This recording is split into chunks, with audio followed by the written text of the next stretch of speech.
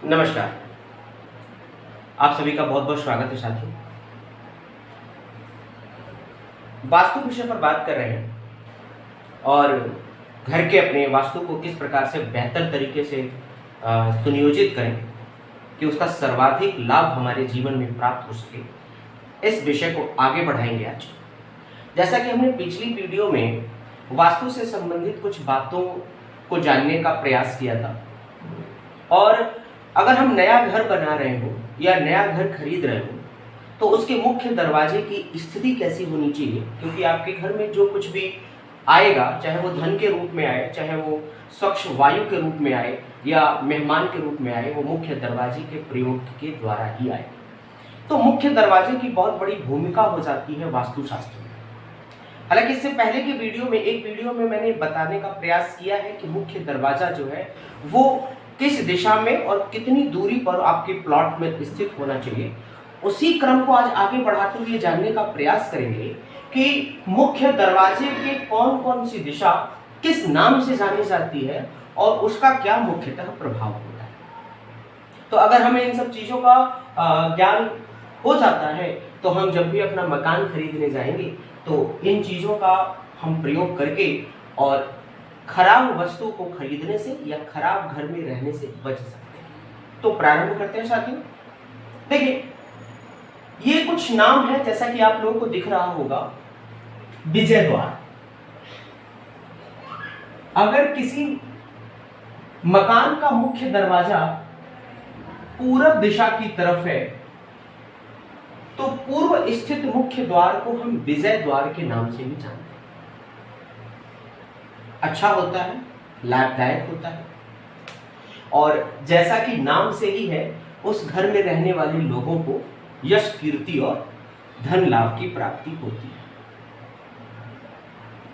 दूसरी बात, मकर द्वार। मकर द्वार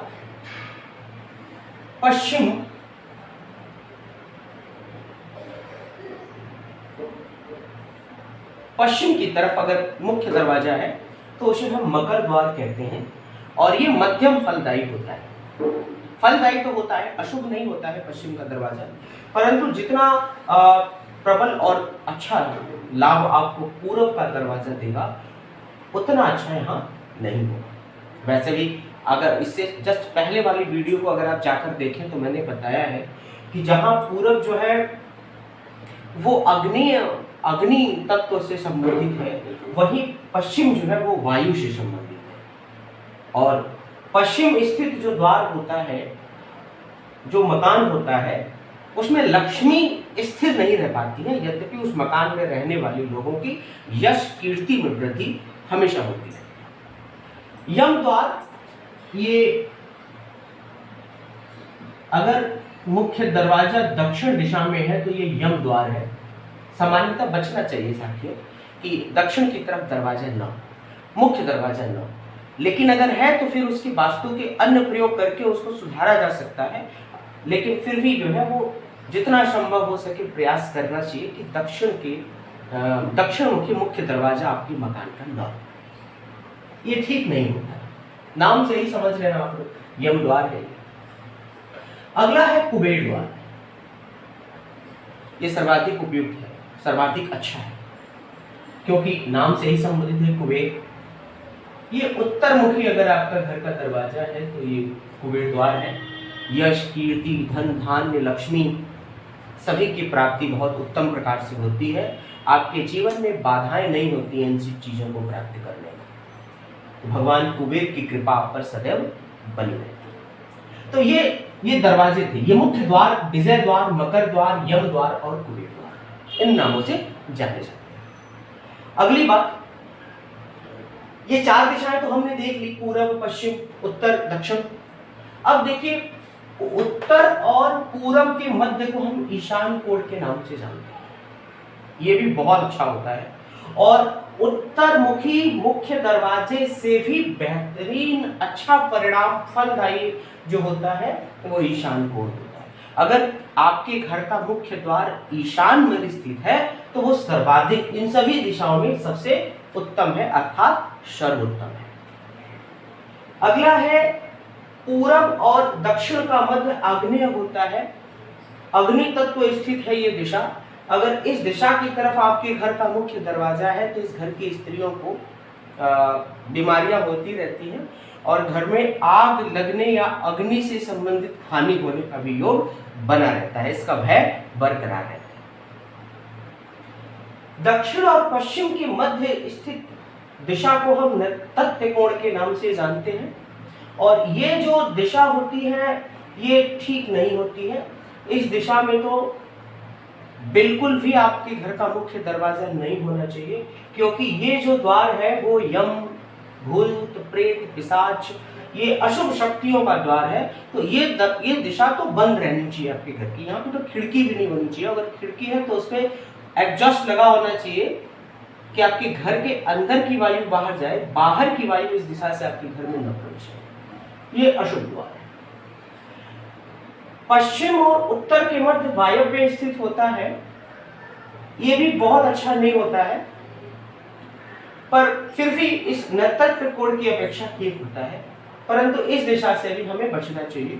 ये दिशा भी जो है बहुत अधिक फलदायी नहीं होती है। कहीं न कहीं धन हानि, लक्ष्मी हानि इस दिशा की तरफ अगर आपके घर का मुख्य दरवाजा है तो हो सकती है। इसके अलावा और भी कुछ विशेष चीजें आपको याद रखनी चाहिए कि आपका घर का जो मुख्य दरवाजा खुले या बंद हो ना तो उसमें किसी प्रकार की आवाज नहीं होनी चाहिए। जैसे खुलते समय या बंद होते समय अगर वो आवाज कर रहा है तो वो अशुभ। टेढ़ा मेढ़ा दरवाजा नहीं होना चाहिए, टूटा नहीं होना चाहिए। मुख्य द्वार की बात कर रहा हूं। आपके घर में कुल दरवाजों की संख्या हमेशा सम होनी चाहिए। सम का मतलब 2, 4, 6, 8, लेकिन वो 10 नहीं होना चाहिए। मतलब 10 नहीं होने चाहिए, 20 नहीं होने चाहिए, 30 नहीं होने चाहिए। ये दरवाजे की कुल संख्या नहीं होनी चाहिए, पर सम संख्या में आपके घर में कुल दरवाजे मिलाकर के, मुख्य दरवाजे मिलाकर के कुल दरवाजों की संख्या इतनी अच्छी हो तो अच्छा होता है। अगला, आपके द्वार के सामने देखिए, अगर आपके मुख्य दरवाजे के सामने कीचड़ है तो कहीं न कहीं आपके घर में हमेशा शोक का माहौल बना रहेगा। कोशिश करनी चाहिए ऐसा मुख्य दरवाजा न बनाए। अगर आपके घर के बाहर वृक्ष वेद है, वृक्ष वेद का मतलब एक ऑब्स्टेकल है, कहीं न कहीं वृक्ष की बाधा है तो बालकों को कष्ट होगा उस घर में। अगर नाली है, नाली का वेद है, नाली ऑब्स्टेकल है तो धन की हानि होगी। और मुख्य दरवाजे के सामने कुआं कोई पुराना है, टूटा फूटा पुराना कुआं है अगर, तो कहीं न कहीं उस घर में बीमारी और मुख्यतः मिर्गी की बीमारी से पीड़ित होने की संभावना बढ़ जाती है।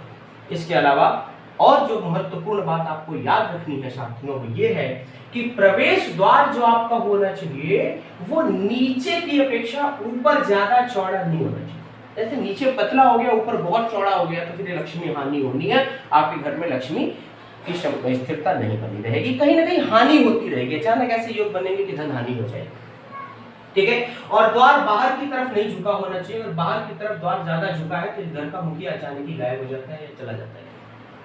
और आपके घर का द्वार बहुत छोटा नहीं होना चाहिए, कुल नाशक होता है। अगर आपके घर का मुख्य द्वार बहुत छोटा है तो ये कुल का नाश करने वाला होता है। इसलिए इस प्रकार का भी हमें याद रखना चाहिए, ध्यान देना चाहिए। और इस प्रकार अपने घर के मुख्य दरवाजे की व्यवस्था को ध्यान में रखकर आप अपने जीवन में अपने नए मकान को और भी सुखमय और समृद्धशाली बना सकते हैं साथियों। तो इसी के साथ आज की वीडियो को समाप्त करते हैं। एक नई वीडियो में पुनः एक नई जानकारी वास्तु से संबंधित लेकर के आप लोगों के समक्ष उपस्थित होगा। तब तक के लिए नमस्कार, जय श्री कृष्ण।